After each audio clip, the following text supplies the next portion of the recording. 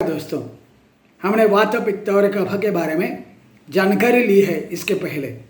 तो अभी हम कुछ व्याधियों के बारे में सोचेंगे, क्योंकि इन व्याधियों से आप लोग त्रस्त रहते हो और आपको तकलीफ होती रहती है। और जिस तकलीफ का क्या मतलब है, ये यदि आपको समझ में आएगा तो आप वैद्य के साथ बात करके उसको मिलके अपनी तकलीफ़ों को दूर कर सकते हैं।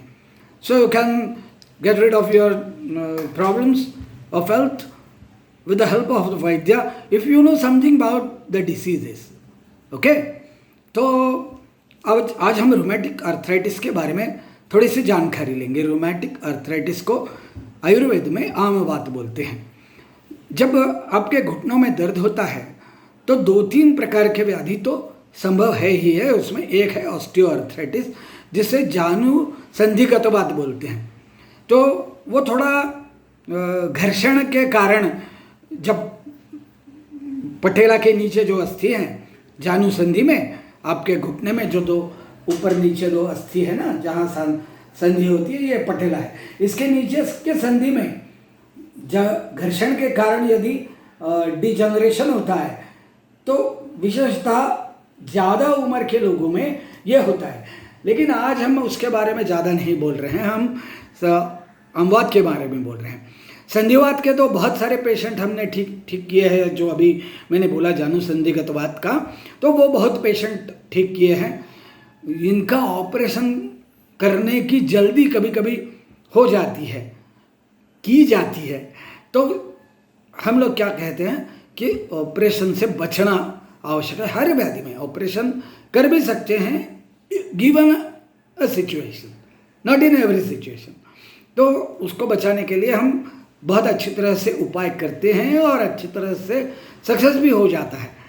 तो आज हम देख रहे हैं कि भाई आमवात है, तो आमवात कहाँ कहाँ होता है। वो मन्या, पृष्ठ मतलब पीठ, कटी यानी कमर, त्रिक मतलब यहाँ की संधि, और बटक्स के नीचे तो संधि होती है, जानु, कलाई और उंगली, इन जगह पे आपको हो सकता है आमवात। लेकिन ज़्यादातर कैसे होता है, ज़्यादातर उंगलियों में होता है, कलाई में होता है। और ये जो मैंने बटक्स के नीचे वाला जिसे हम फीमर का जो संधि है ना, उसका बहुत ज़्यादा हो जाता है।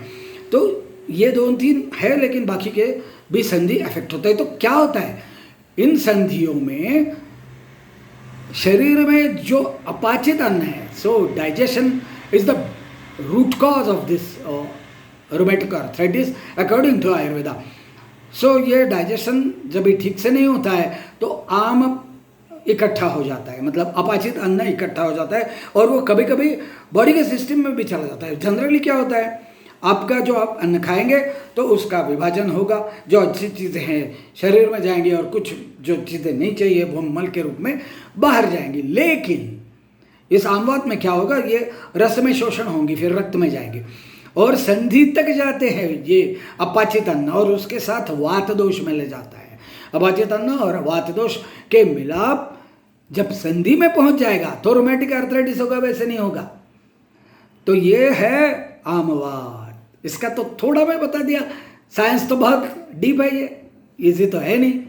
एलोपैथी का वो तो हम देखेंगे नहीं, क्योंकि एलोपैथी तो थोड़ा हम बताएंगे, ज़्यादा तो हम बता नहीं सकते। हमारा तो आयुर्वेद है, जानते हैं लेकिन ज़्यादा नहीं बता सकते हैं। तो ये होता है रोमैटिक। तो इससे क्या क्या होता है, लक्षण बहुत सारे हो जाते हैं, जिसमें से एक है अंग दुखना बॉडी में, फिर है आपका अपाचन है ना, उसमें एक उपाचन है, इंडिजेशन है, तो अरुचि हो जाती है, आपको जो भी खाते हैं अन्न उसकी रुचि नहीं लगती। और है तृष्णा, बार बार आपको पानी पीने की ज़रूरत पड़ती है। जैसे आप देख लो, जब भी आप अच्छे तरह से हजमा नहीं होगा तो आपको थोड़ा पानी पीने का मन करता है, क्योंकि पानी जब जाएगा तो थोड़ा हाजमे के लिए मदद होती है ना, तो इसलिए पानी पीने का मन करता है। और आलस्य, सो लेजीनेस आ जाता है, आपको लगता है कुछ करे ही नहीं, बैठे रहें। और फिर हम आमवात कैसे पहचानते हैं, कभी कभी क्या हो जाता है, ये सांधे में नहीं होगा ना, संधिवात भी होगा, आमवात भी होगा, जानू में होगा, संधिवात भी होगा, आमवात होगा। तो थोड़ा डिफरेंशियल डायग्नोसिस करना पड़ता है। आपको थोड़ा बता दूं ताकि आप अपने डॉक्टर के पास जाएं और आयुर्वेद के वैद्य के पास जाएं और ठीक हो जाए। तो उसमें आमवात का जो है विशेष लक्षण जो है वो आपको गुरुत्व लगता है, मतलब कुछ करना नहीं है, लेजीनेस है। दूसरा, बॉडी हेवी लगती है, पूरा बॉडी हेवी लगती है। स्टमक तो हेवी लगता ही लगता है, आप अच्छा नहीं, वो सांधे भी हेवी लगते हैं, उसमें शोथ आ जाता है। और डिफरेंशियल डायग्नोसिस है, थोड़ा सा हल्का बुखार जैसे लगता है, बुखार होता भी है या बुखार जैसे लगता भी है। तो ये वेरी इंपॉर्टेंट लक्षण है। और इसमें आवाज़ आएगी लेकिन इतनी कटकट आवाज़ नहीं आएगी। ये देखो, ये वैद्यों ऐसे नहीं है, कुछ होगा नहीं। तो ये जो है ये आम नहीं होगा, आम होगा तो ऐसी आवाज़ नहीं आएगी, क्योंकि वो चिकनापन होता है आम में। और सादे वात में क्या होगा, सादे वात में तो जगह खुली होगी, इसलिए ऐसे आवाज़ आते हैं। ये जो कट कट बूंद में आवाज़ होती है ना, जब ये आपके जानुसंधि में भी जानुसंधिगत शूल है, मतलब ऑस्टियोआर्थराइटिस है, तो कट कट कट कट आवाज़ आती है। और जब ये होता है आमवात होता है तो वो गुरु होता है, जड़ होता है, उसमें सूजन बहुत सारी हो जाती है और ये आवाज़ नहीं आती। और बाकी के लक्षण मैंने अभी पहले बता दिया। और इसमें कुछ उपद्रव होते हैं, सूजन होती है, और वो सूजन थोड़ी सी अलग सी लगती है। मतलब सूजन तो अनेक व्याधियों में आती है, लेकिन ये सूजन कैसी है, ये लेजीनेस लाने वाली सूजन है, गुरुता जड़ता लाने वाली सूजन है। खाली वात की जो सूजन होती है ना, वो उतनी जड़ता नहीं लाती, क्योंकि वो हल्की होती है, उसमें ज़्यादा मटेरियल भरा पड़ा नहीं होता है। तो ये थोड़ा सा होता है। और अग्निमांद्य तो है, कभी कभी ऐसा उल्टी आने जैसा फील भी होगा, और थूकने की इच्छा होगी बार बार। जो रास्ते में थूकते हैं ना, उनको आमवात नहीं होता है, उनका वात कुछ अलग होता है। चलो, हम बहुत एक्टिविस्ट भी है, इसलिए ऐसा थोड़ा विषय में परिवर्तन हो जाता है, ज़्यादा नहीं करूँगा, आयुर्वेद बात कर रहे हैं। तो ये होता है इसमें। और यहाँ पर भी थोड़ा कठिनता, मतलब हार्डनेस, जैसे जब दबाएंगे आप तो हार्डनेस और पेन भी हो सकता है। हम जब चेकअप करते हैं तो हमें मालूम पड़ता है कि अरे यहाँ कुछ हार्डनेस है, ओह ये आमवात हो सकता है। तो ये है इसका। और सबसे इम्पॉर्टेंट बात है, आमवात हृदय में चला जाता है, एलोपैथी बताती है, आपको पता है। तो आप कहते हैं हाँ रूमेटिक के कारण हार्ट में गया, ये हुआ वो हुआ।